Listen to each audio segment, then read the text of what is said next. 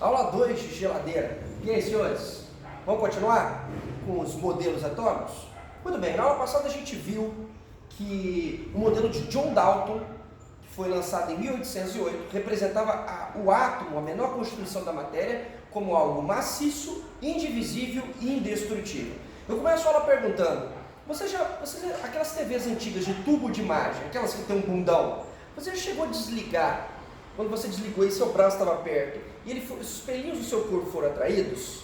Ou, por exemplo, você pega uma bexiga e passa uma bexiga, pode fazer esse teste em casa, passa uma bexiga no cabelo, encosta próximo aos pelos ou próximo a papeizinhos picados e são atraídos. Já se perguntou por quê?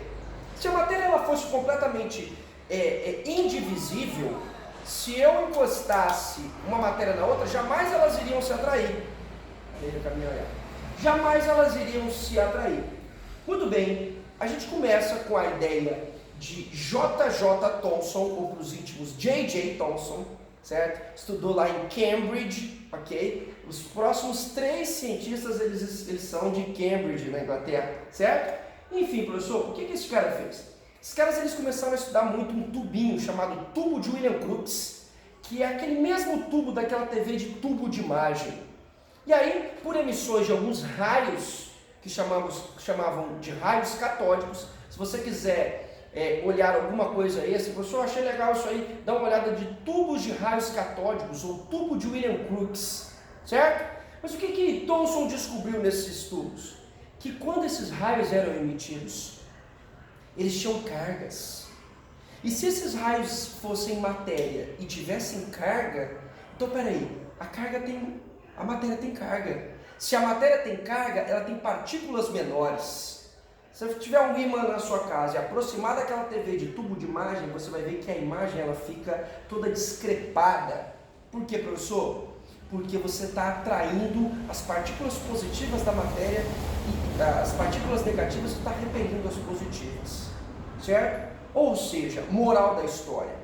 O próximo modelo atômico a gente vai conhece como pudim de passas. Gastronomicamente eu nunca comi um pudim de passas, mas eu imagino que você lembra-se mais um panetone. Qual era a ideia? A ideia é que Thomson ele descobriu a natureza elétrica da matéria, partículas que estavam dentro da matéria. Porque se você consegue atrair a matéria, significa que lá dentro ela tem cargas.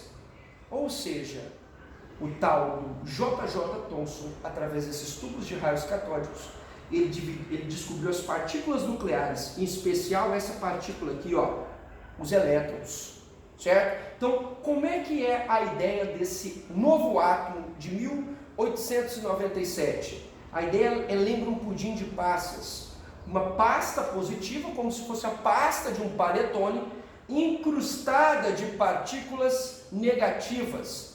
A essas partículas negativas que foram estudadas por Thomson, chamamos de elétrons. Então é como se o átomo, que era uma bolinha, ele não é mais uma bolinha, ele tem outras partículas internas, que nós vamos chamar essas partículas negativas de elétrons. E as partículas positivas, propostas por Goldstein e depois estudadas por Rutherford, nós vamos chamá-las de prótons.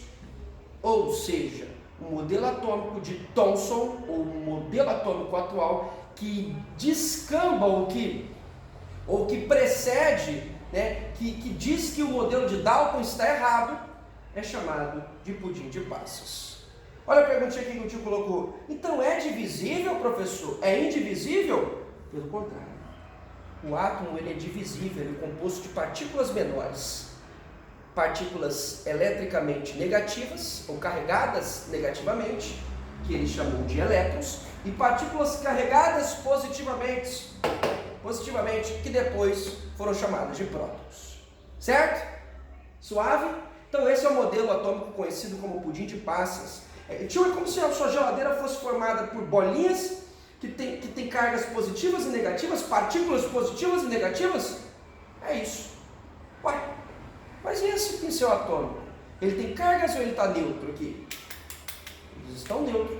Como que uma matéria que é composta, átomos são compostos por partículas positivas e negativas, e eles conseguem ficar neutros. Como que ele consegue ficar neutros?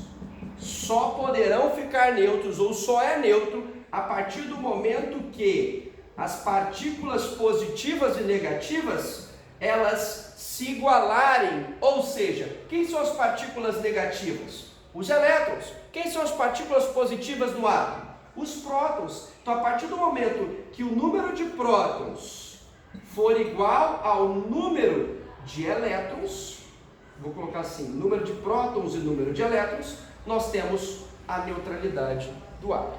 Certo, menino? Então é isso. Esse é o modelo do pudim de passas que